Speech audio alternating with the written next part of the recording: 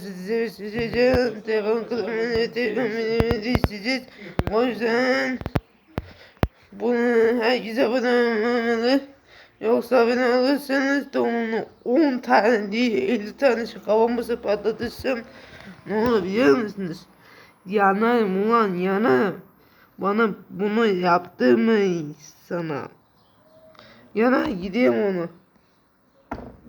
Donumda 50 tane şaka olması ne arkadaşım?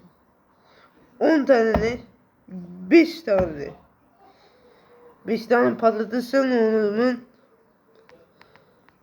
gidip bulamaz. İşte onu da söylemeyeyim artık. Ben hayatta yapmam. Abone olmayı beğenmeyi unutmayın. Onu abone olmayı unutmayın. Beğenmeyi de unutmayın. Onu da yazmayın. Donumun patatesin bana sık olmasın. Onu yapmayın. Hepsi yapmayın. Ama devam tercihini devam abone olabilirsiniz. Ona bir sıkıntı yok. Bay bay.